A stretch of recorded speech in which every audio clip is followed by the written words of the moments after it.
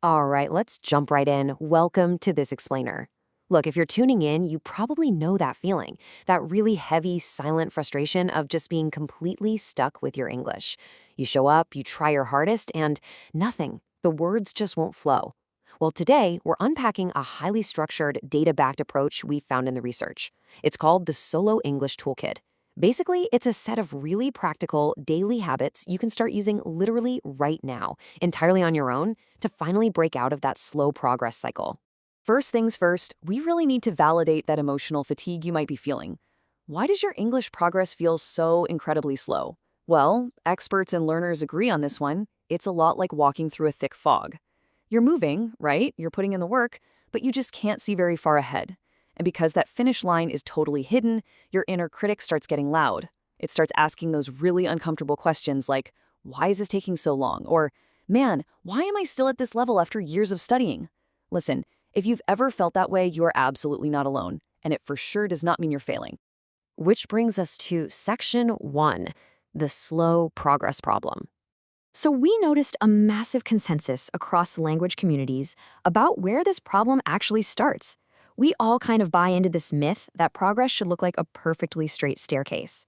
So what do? We sit down for this totally exhausting 2-hour cram session on a Saturday, thinking, yes, this is how I make real progress. But what actually happens? You burn out. Your brain gets completely fried, and then you end up skipping your practice for the next 5 days. Compare that to the alternative, a simple 15-minute daily habit. Quick, punchy bursts of practice. It keeps your brain fresh, it drastically lowers your stress, and honestly, it keeps you from wanting to quit every single week. And that brings us to this brilliant quote, which is basically the golden rule here. Consistency usually beats intensity. Think about how your memory works. When you show up for just, say, 5 to 10 minutes a day, your brain actually reinforces the new information before it has a chance to fade away. But when you leave these huge gaps between those massive study sessions, you're really just spending most of your time relearning stuff you already forgot. Doing a little bit every single day totally prevents that awful cycle of skipping weeks and having to start from scratch. All right, moving on to section 2, the power of microhabits. The key idea here is to build English into your life, not your schedule. I want to highlight a really cool example from our sources about a university student named Elisa. Now, Elisa doesn't sit at a desk for hours agonizing over a grammar textbook. No way. Instead, she just weaves the language right into her normal routine. Like when she heads out at 7:30 a.m. to walk to the bus, she's got an English podcast on. Later on, when the sun's going down and she's just having a quick yogurt and granola snack, she's reading a short story in English. She's building the language around the life she is already living. It keeps her engaged without adding any of that extra scheduling stress. Okay, so listening and reading are great, but what about speaking? Because let's be real, that's where most of us freeze up. Let's tackle that in section 3, solo speaking techniques. You really don't need much to get started. Just using incredibly simple everyday prompts, stuff like, how are you? What's your hobby? Or what did you have for breakfast? Can make a huge difference. You can even just ask an AI on your phone to toss you some sentence starters.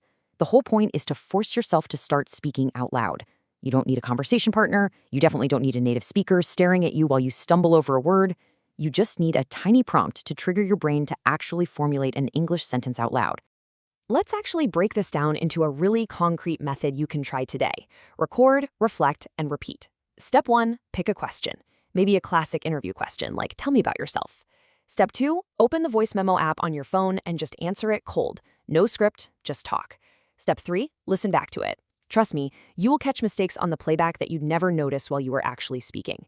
Doing this every day builds up those spontaneous speaking reflexes. It trains your brain to pull vocabulary on demand, totally free from the pressure of a live audience. It is honestly mind-blowing how easily you can rack up speaking practice completely passively. Just take a look at the afternoon habit here, narrating chores. You're already cooking or cleaning or walking the dog, right? So why not just narrate what you're doing out loud in English? I am taking the onions. I am chopping them. It perfectly fills up that dead time when your brain is just idling. If you sprinkle this throughout your day, you can easily hit 30 to 60 minutes of active speaking practice without taking a single extra minute out of your schedule. And for the evening, give shadowing a try. Just listen to a podcast and immediately repeat what the speaker says to catch their natural rhythm. All right, on to section 4, overcoming fear of mistakes. I absolutely love this quote from the research. Every mistake is proof you're trying. Look, making a mistake doesn't mean your English is terrible. If you accidentally slip up and say, I have many homeworks, that's not a failure. It is literal proof that you are learning to ride the bike. You've got to wobble and fall a couple of times to find your balance, right? Slip-ups actually help your brain reinforce the right way to say it for next time. They are a totally essential, normal part of making progress. This comparison perfectly captures how much our internal dialogue matters. Just look at these two mindsets. I'm failing versus I'm learning slowly. When you hit yourself with harsh self-criticism, your body literally feels heavy. You feel fear, you want to hide, and eventually you just want to give up. Strictness just creates fear. But when you pivot to kind thinking, when you tell yourself, hey, I'm just learning slowly, you create the psychological safety your brain actually needs to keep trying. Progress demands a safe environment to grow. Think about it. You would never yell at a friend for stumbling over a word, right? So definitely don't do it to yourself. Okay, let's turn this into action. Section 5, the 2-week plan. Here are your non-negotiable rules for the next 14 days. First, listen to English every single day to get that natural rhythm stuck in your ears. Second, and this is a big one, learn full phrases, not just isolated words. Don't just memorize the word busy. Learn the whole phrase, I'm really busy today. That's what gives you that immediate conversational flow. Third, speak out loud every single day, whether you're narrating your chores or using your voice memos. And finally, use that shadowing technique to mimic native speakers. If you commit to just 15 to 30 minutes of this a day for 2 weeks, you are absolutely going to feel a real shift in your confidence. But as you jump into this plan, please remember this rule above all the others. Compare yourself to who you were yesterday. It is so ridiculously easy to hop online and see these incredibly fluent speakers traveling and living what looks like this flawless life. But remember, you're comparing your real messy day-to-day progress to their highly polished highlight reel. It's totally unfair to you. Focus entirely on your own journey. Celebrate the fact that today you understood one more sentence or you spoke out loud for 2 more minutes than you did yesterday. That is a massive win. So what's the ultimate takeaway here? Simply put, do not wait until you feel ready, because honestly, you never will.